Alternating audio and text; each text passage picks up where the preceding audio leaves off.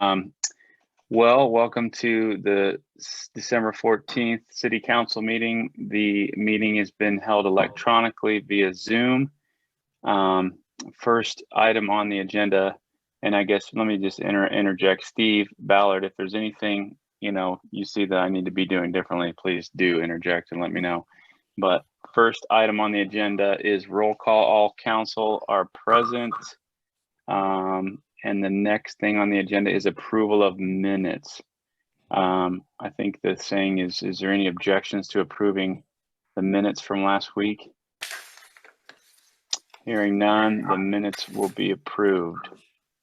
Next item, public input. If anyone has comments, I think maybe Warren is the only one here who might, but you have 5 minutes to speak. So go ahead, Warren, if you're ready.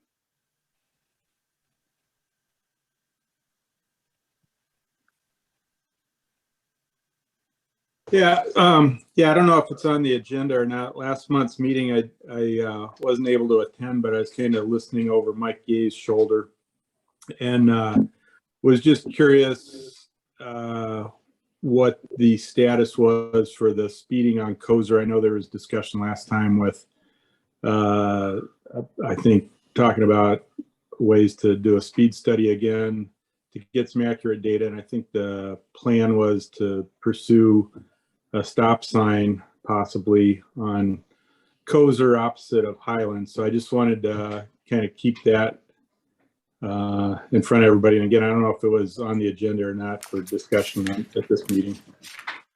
Thanks, Warren. And I believe it is actually. I think Josiah will get to that. And if there's anything, I guess feel free to ask at that time too, I guess. So. All right, thank you.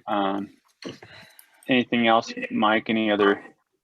No, it doesn't look like there's anyone else from the public here. So no. Okay, I guess first thing is the mayor's report, which is consideration of resolution 2151, extending the deadline for completion of hotel construction items. I don't think Jim or Greg are here. And my understanding is that resolution is simply just to extend the deadline on certificate of occupancy. Is that right, Steve? Yeah, that's right.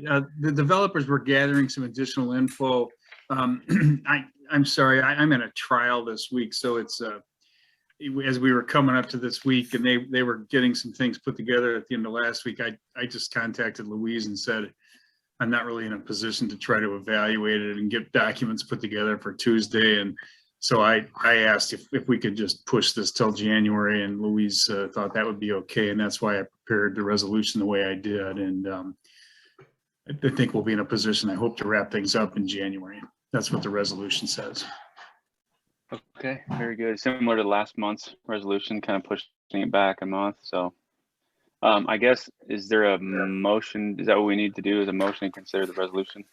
Yes, that's guess, right. I don't know if can I make that motion as Mayor Pro Tem, or do I need to?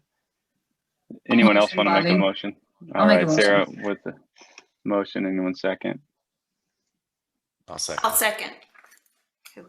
Okay, Lisa, I heard Lisa second that. So here, consideration of resolution number 2151, roll call vote. Moore? Aye. O'Sullivan? Aye. Schroeder? Aye. Scott? Aye. Swales? Aye. Motion carries 5-0. Okay, thanks. Next item, Steve, your legal report. Yeah, I don't really have anything to add to the report.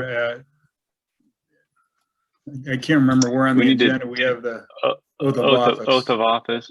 Yeah, that's okay. what I have next. Okay. So you want to lead us through that, because I'm sure I don't know the.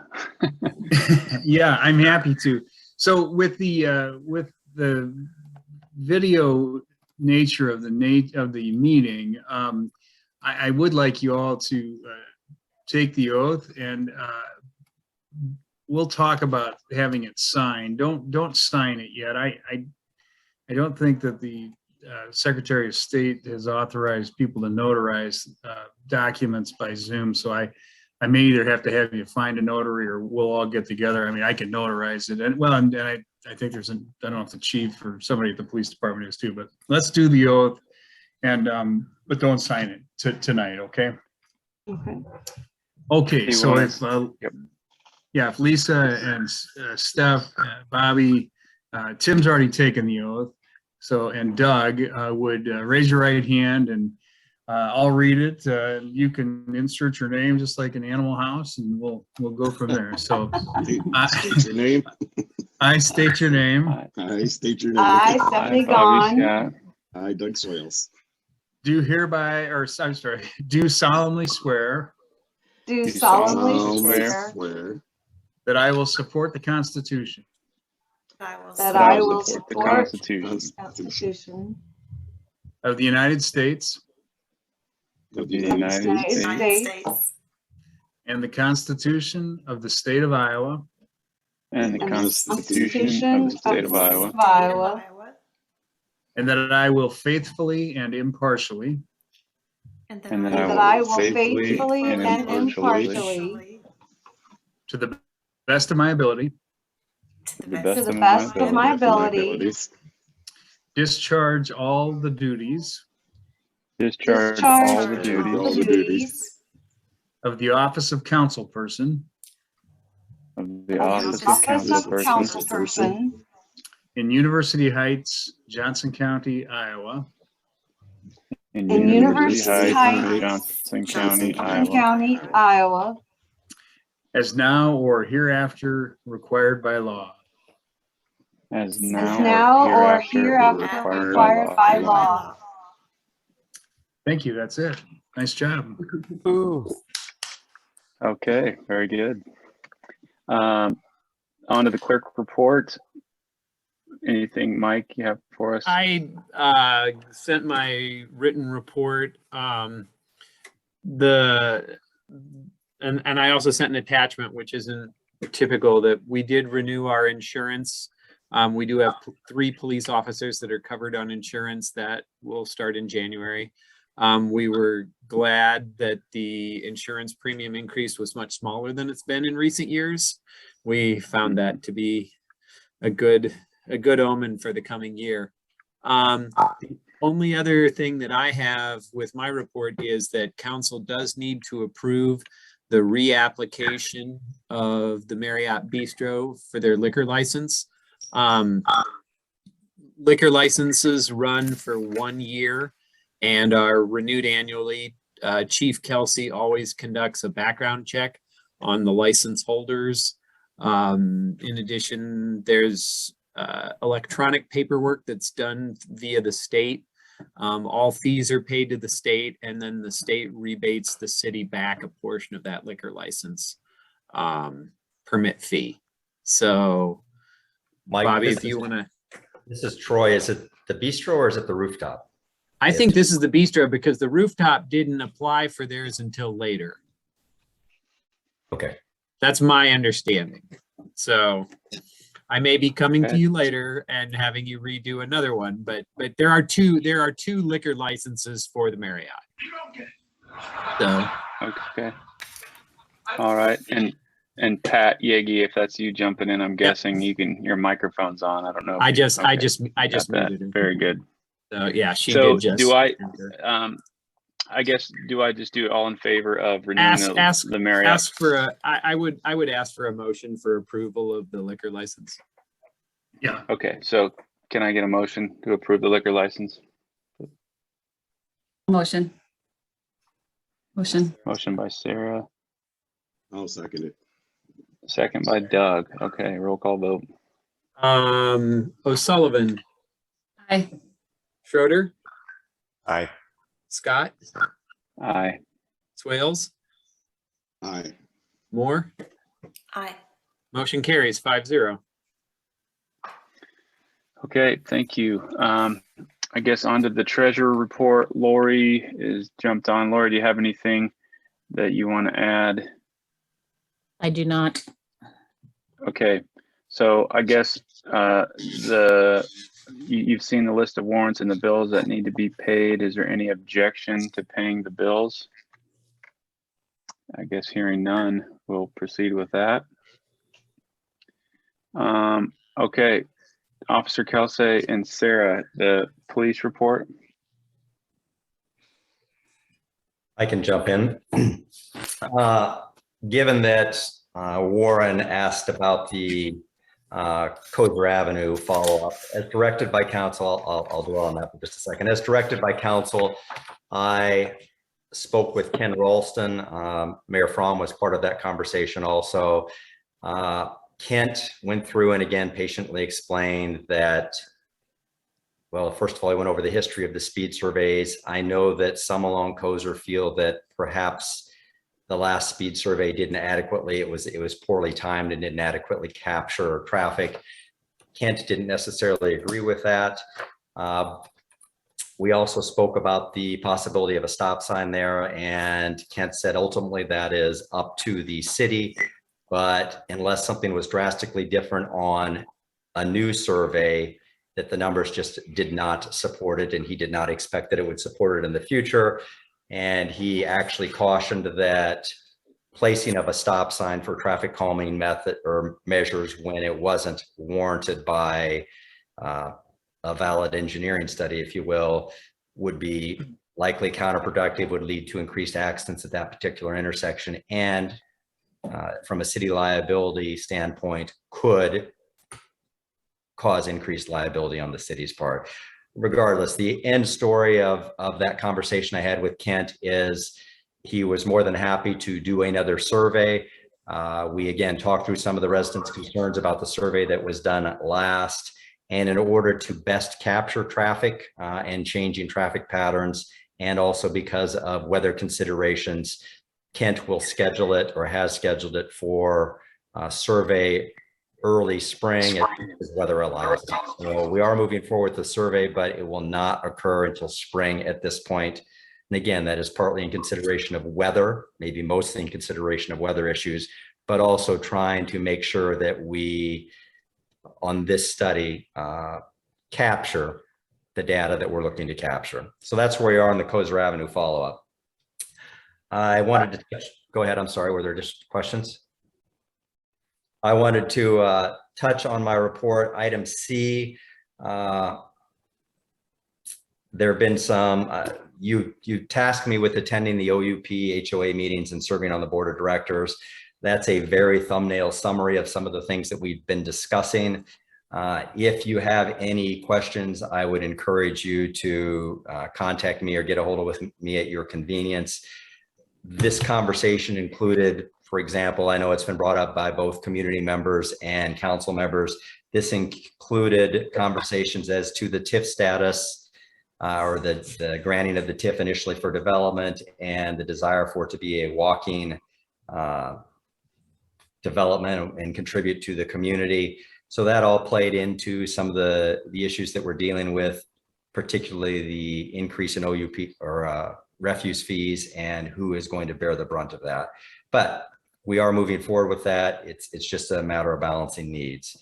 Skipping down to number E, I just returned when I logged in from this year's Iowa Summit on Justice and Disparity, which is hosted by the NAACP. I was again asked to be a presenter.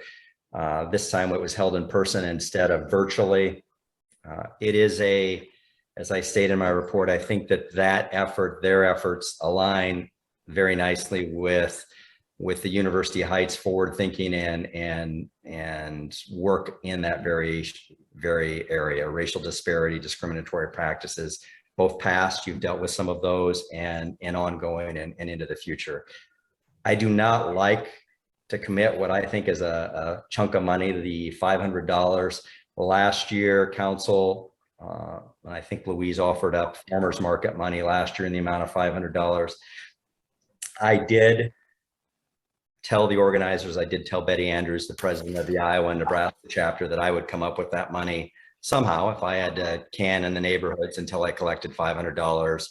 If officers had to do without something, carry one bullet for a while or whatever the case may be, but I will come up with the money. But I would hope that council could support financially supporting the conference, the summit that just occurred. I could not bring this to you last time. It was a very last minute decision on whether to hold the summit virtually again or to hold it in person. And because of that, I was not contacted until after our November meeting, which actually occurred early in the month on the 9th. So that's what I have to say. I would throw that out there for your consideration. Regardless, I will find the $500, but I just, again, I think that's a significant expenditure for our community and especially my department.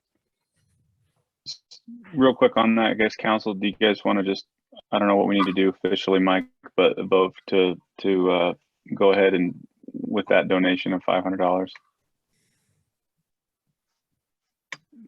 Do I need a motion to do that, or? Yeah. Yes. Okay, does anyone want a motion that we proceed with that same gift as last year? A motion. I will. Okay, motion by Tim. Was that a second by Lisa? Sure. Great, second by Lisa. Roll call vote. You don't necessarily need to roll call vote these. You can just say all in favor, since this isn't a Okay, resolution. very good. So Let's do that. All in favor, say aye. Aye. I appreciate your support on this, and I also want to convey my personal appreciation that you as elected officials and the community as a whole allow me to continue to take an active role and a leadership role in these issues, both locally and across the state. So thank you very much. I've asked that they invoice us. They knew that I was pushing this before council tonight. So thank you again. Very good. Okay, that brings us, thanks Troy, by the way. Can I jump in real To- quick? I don't know if I can comment or. Yeah, go ahead. So I had a question jumping back to the Kozer speed issue. Chief, who is Kent again? Who is that individual? Kent Ralston is with the Metropolitan Planning Organization of Johnson County. Basically, it's a area-wide, county-wide organization that looks at specifically, as we're talking about, traffic issues, does make sure that, and Josiah might be able to better explain, but make sure that we are, one, applying best practices when it comes to construction of roads, regulation of roads, placement of signs, traffic calming devices. So they are, and I've worked with them closely, Warren, even in my role in Iowa City.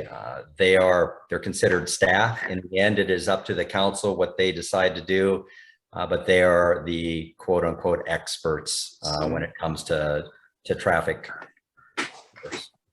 Well, it sounds like he's already got a pretty strong opinion on what the issue is or isn't. You referenced the numbers. I assume that meant the data taken last time. That didn't sound like he was swayed by it or agreed that it maybe wasn't reflective of the situation. I appreciate that there's going to be another study in the spring, but I'm tired of watching people going over 30 miles an hour down the street all the time. And, it's just continuous. So I'm a little frustrated. I appreciate your help, but it doesn't seem like Johnson County is being very supportive here.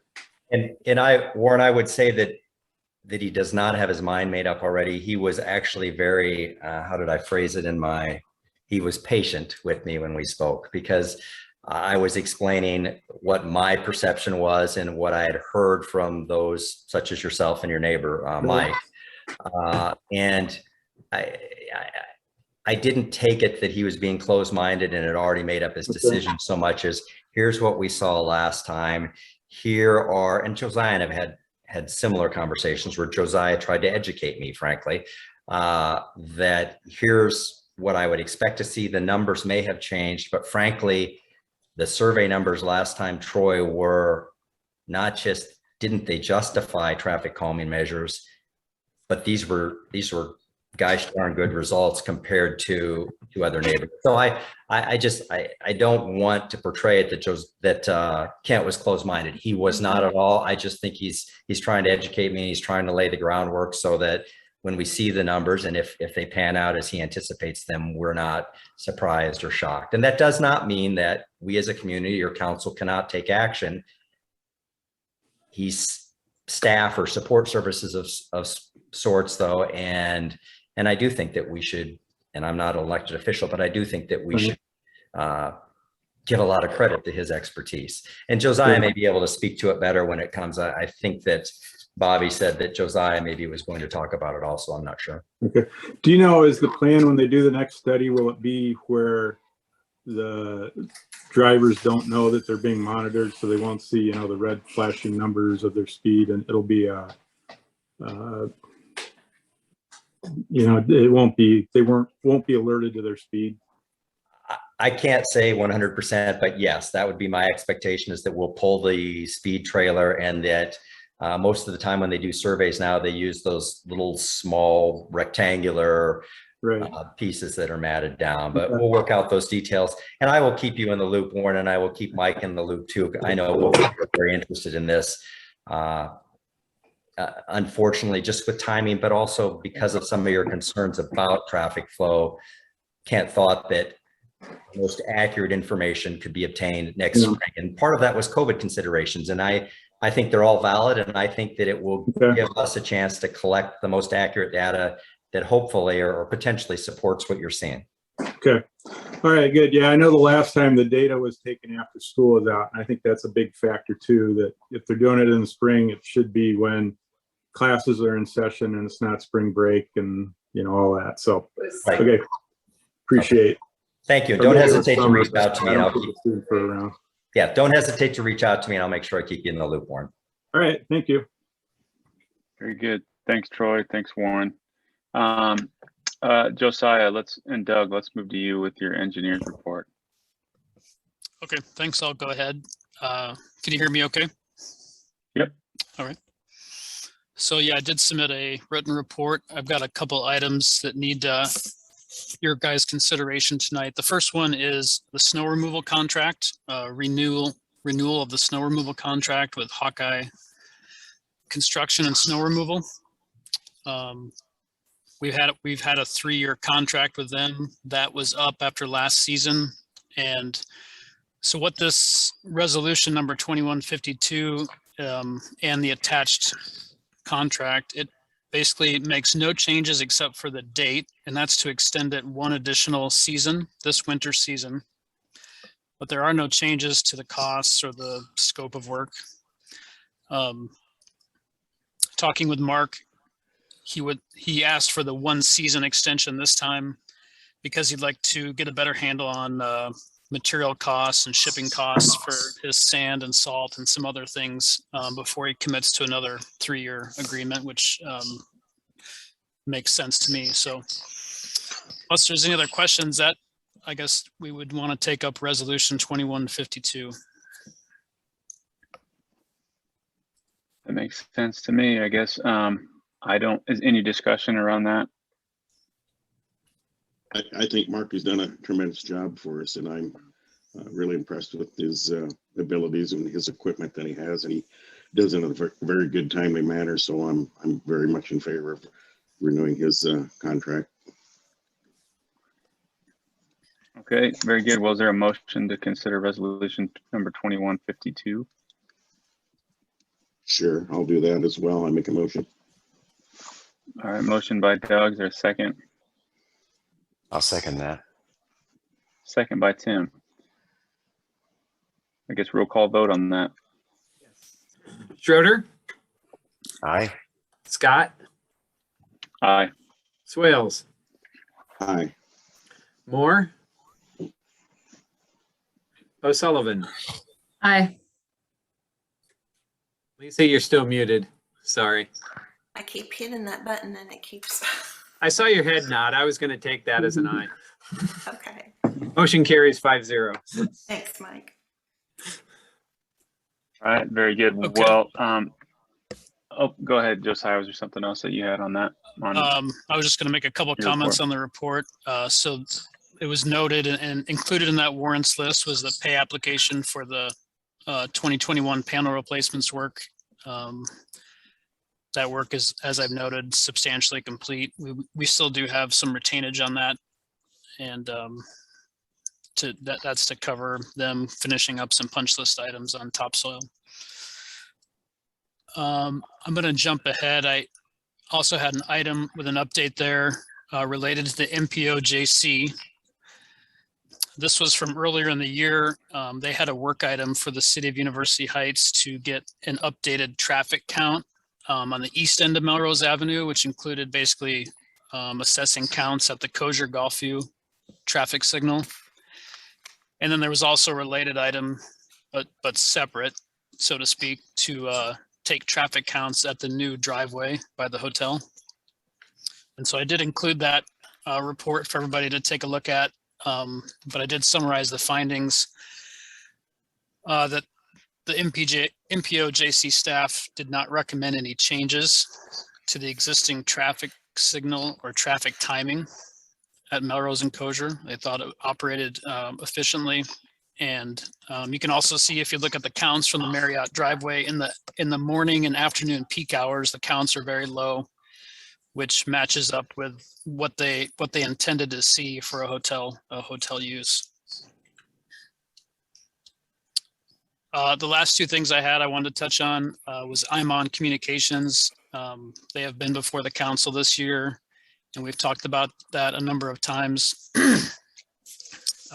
As I talked to them last week, they were not prepared to come and make another presentation to the council, so they're targeting the February council meeting for that.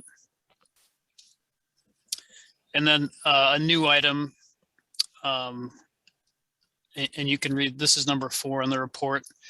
We were also approached by representatives from MetroNet, which is a telecommunications company similar to IMON, basically proposing to do, again, very similar to what IMON has talked to you guys about, which is provide fiber to the home services in University Heights.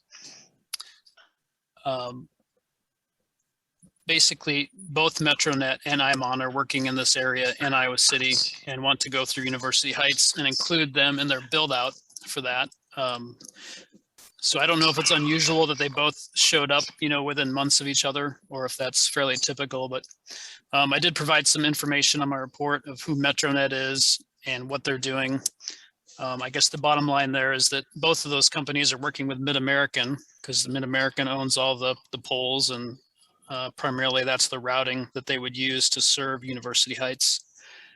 But as of now, I've talked to Mid-American. Mid-American has received applications from both companies, but is, just starting the review process with them. So Mid-American has not issued them any approvals to proceed, and neither have we as the city for work in the right of way. So, and I guess the last point would be similar to what IMON did. MetroNet can have representatives available to attend a city meeting in January or February to kind of get before you and explain for themselves what they're doing. So with that is all I have, Bobby. Thanks, Josiah. And, I did have a question on that. I guess with both IMON and MetroNet and the possibility of them using the infrastructure from Mid-American, how does that impact the cost, if down the road we decide to bury all those lines, in the future with the Melrose Avenue project, that, whatever that ends up looking like, how does that impact that cost of that project? Mm-hmm. So I guess the first thing would be, I've informed both IMON and MetroNet that, we have poles on Melrose Avenue that we're looking to bury in the near future. So they're both aware of that project, and then it might happen soon. The second point would be those poles are in the city's right of way on Melrose Avenue right now. And the way it works with these telecommunication companies that are on those poles, if the city and Mid-American, come to an agreement on going underground, because the poles are in the city's right of way, and the city needs that right of way for their public improvements project, they'll work directly with Mid-American for that negotiation, that agreement on costs. But all the other telecommunication companies that are on their poles, whether that's CenturyLink or IMON, MetroNet, basically Mid-American contacts them and say, hey, we're going underground. You've got X number of days to get off and come up with a plan yourself. So that would be that cost would be on those telecommunication companies. Okay, great. Okay, well, thanks, Josiah. Anything else you have before we move on? Not for me. Josiah, I do have a question.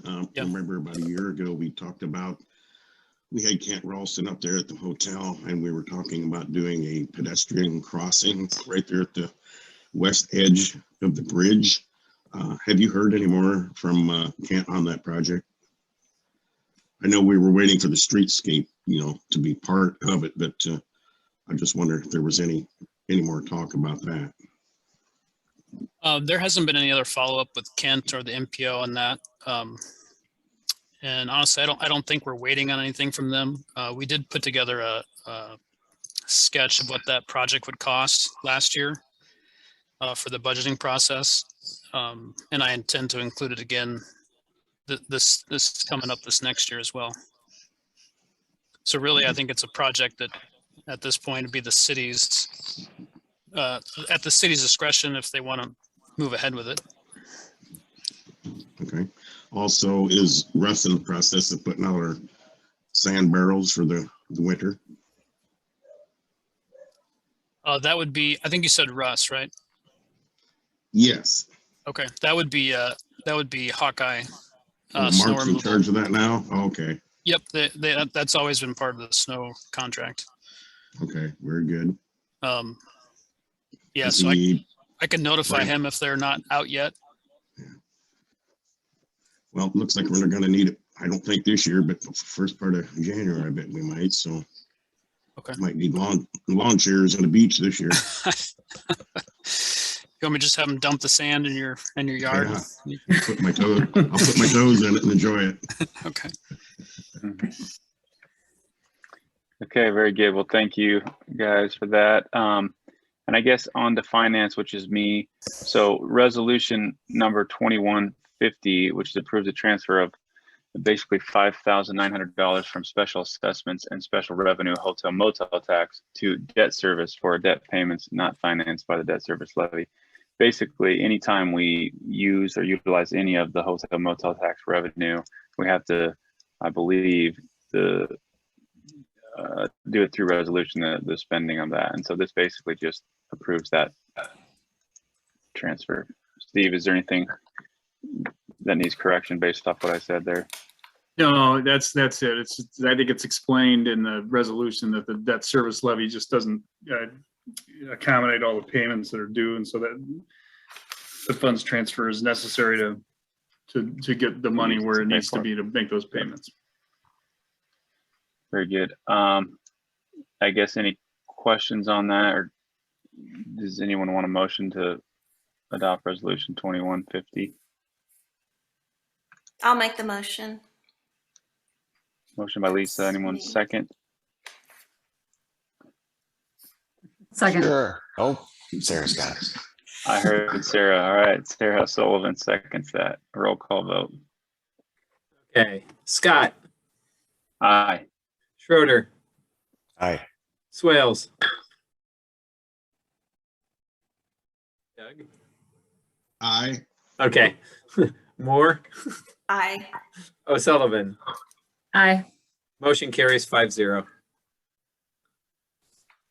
Okay. I guess Tim, the building, zoning, and sanitation. Do you have anything today? Are you talking to me? Yes, Tim Schroeder. Yeah, you're on the. This is technically your chair, but if you don't have anything, that's fine. Why? I haven't been introduced to anything yet, so I wouldn't know what I'm talking Perfect. about. But so Perfect. no comments. That's just fine. Let's see. I guess none of the other inspectors are on. Nope. Okay. And then Lisa, e-government. Yeah, I had a written report, and I'll just mention adopt a hydrant if it snows. Maybe it won't this year. Okay. All right. Anything else that I'm forgetting, Steve, or anyone else? This is Troy, and I meant to put it on my report and I did not, but I'd just like to take a moment to thank Sarah for basically our partnership, the direction she gave me, and anyway, just for her service. So thank you, Sarah, and don't think you're getting off the hook that easy. I'll be in touch. All right. Appreciate it. And I feel the Three same. cheers. So. Yeah. Three And I cheers for thank Sarah, you. eh? Thanks to everyone who, stepped up and serving again or starting your term. We appreciate it. Thank you, Sarah. Thank you. Yep. Thanks, I'm Sarah. not going It was fun anywhere. serving I'm with still gonna live in the neighborhood. So I'm still here. you. Oh, good. That's great, Troy. Thanks for bringing that up. Okay. Anything Yep. else? The only other announcement I have, the first meeting of the 2022 year will be January 11th. So Okay. Steph, we will get you as Sarah's term finishes on December 31st. We will make your email from the city available right in that same time window. Sarah, I'll get together with you and talk about what you need to do to close down your account and what's going on there. Basically, just we retain all those messages just because if there is any kind of information, my words have suddenly lost me. Public, Yeah. what am I? Public records. Public It's all records. public Thank you, record, Steve. Yeah. yeah. Yes, public record search. So, and Okay. Steph, we'll talk it with you and Tim about what that means in terms of retaining information through your role with the city. So I'd also like to add my thanks to Sarah. It has been an absolute pleasure working with you. So thank you. Yes, thank you, sir. Good. Very good. Okay. Thanks, Mike. I guess anything else before we wrap up? I guess, is there any objections to adjournment? Hearing none, the meeting is adjourned by unanimous consent.